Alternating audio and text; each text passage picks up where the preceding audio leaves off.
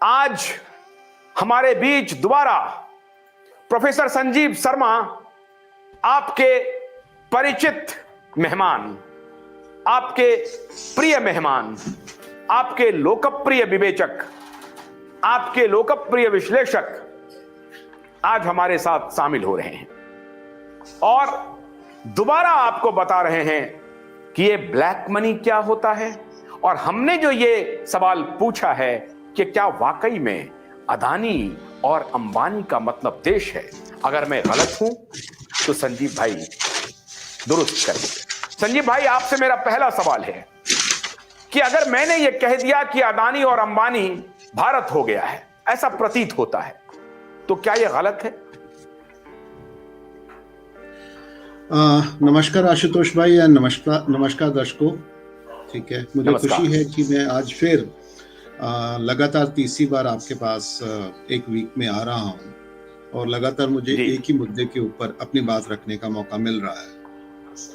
तो मुझे लगता है कि कल जब हमने, क्योंकि हमारे पास सोशल मीडिया पे बात करने का सीमित समय होता है, तो सीमित समय में अपनी बात रखनी पड़ती है, तो हमने बात यहाँ पे रखी थी कि पेंडेमिक के दौरान 2019 से 2021 के बीच में लगभग दुनिया का 25% जो टोटल पैसा है वो 3 महीने में छपा था।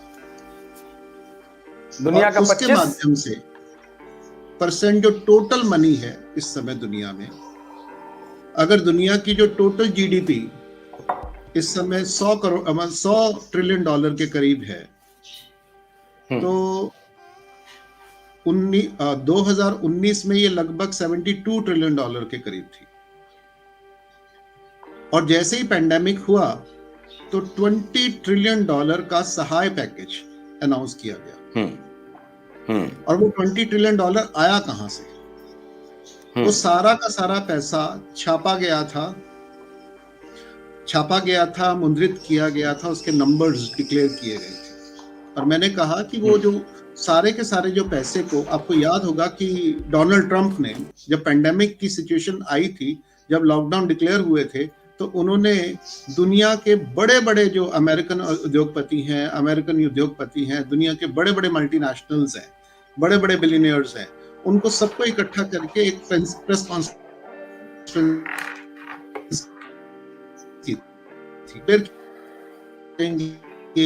बनाएगा, ये लॉजिस्टिक देखे, ये दुनिया की जो फ्यूल प्राइसेस को कंट्रोल करेगा, ये ट्रांसपोर्टेशन को कंट्रोल करेगा और ये दुनिया को न्यू वर्ल्ड ऑर्डर में की तरफ लेके जाएंगे। ये हमारे हेल्दी पार्टनर्स। तो आपके जानकारी के लिए बताया, जो मैंने कहा था कि 20 ट्रिलियन डॉलर से ज्यादा जो पैसा था वो 3 महीने में छपा था, यानी नवंबर 2019 से फरवरी 2020 के बीच में वो पैसा छपा। अब सवाल है, फिर ये जो पैसा छपा 20 ट्रिलियन डॉलर, एक मिनट, ये जो पैसा छपा, ये 20 ट्रिलियन डॉलर जो है, ये डॉलर में ही छपा या टोटल पूरी दुनिया में, चाहे रूबल में छपा हो, पैसे रुपए में छपा हो, ये सबका कैलकुलेशन है 20 ट्रिलियन डॉलर, जिसको आप इवैल्यूएट कर रहे हैं डॉलर में? ये भी डॉलर की बात कर रहे हैं, क्योंकि हमें क्या है कि हर एक देश के अलग अलग जो हैं, क्योंकि भारत में भी पैसे बहुत छपे हैं। भारत में आपको पता होगा कि नोटबंदी के दौरान भारत में कुल जो करेंसी की जो टोटल मात्रा थी लगभग 16 लाख करोड़ के करीब थी, और आज ये लगभग 31.5 लाख करोड़ है, यानी डबल हो गई है 5 साल में। जो टोटल करेंसी इन सर्कुलेशन है, ये केवल 5 साल में डबल हुई है। ठीक है, सवाल तो ये है, उसी तरीके से दुनिया में जो टोटल उपलब्ध जीडीपी थी वो 72 ट्रिलियन डॉलर थी, और अचानक उसमें कैश में 20 ट्रिलियन डॉलर 3 महीने के अंदर डाल दिए जाते हैं। मैंने ये भी कहा था कि पूरी दुनिया को 1 ट्रिलियन मार्क, जीडीपी का 1 ट्रिलियन मार्क, क्योंकि मैं आज जो बात कर रहा हूं, मैं किसी देश की नहीं बात कर रहा हूं, मैं इंटरनेशनल इकोनॉमिक्स की बात कर रहा हूं, क्योंकि आज दुनिया एक ही इकोनॉमिक मॉडल पे चलती है। दुनिया की कानून व्यवस्था एक है, दुनिया की शिक्षा व्यवस्था लगभग एक जैसी है, और दुनिया की व्यापार व्यवस्था लगभग एक जैसी है। दुनिया में जो फंडामेंटल जो मार्केट फोर्सेस है वो एक है, दुनिया की शेयर मार्केट एक है। तो दुनिया के किसी भी कोने में कोई भी घटना, छोटी से छोटी घटना बढ़ती है तो उसका जो खामियाजा और प्रभाव है वो दुनिया के हर कोने में सुनाई पड़ता है।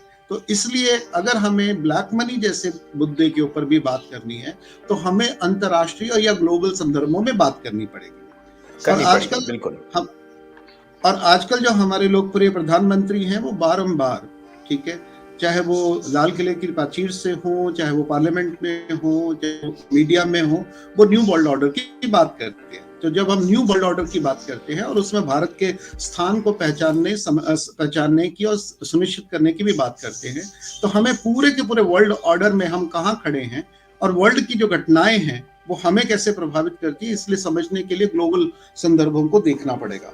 इसलिए मैं बार बार ग्लोबल संदर्भों से ही बात कर रहा हूँ।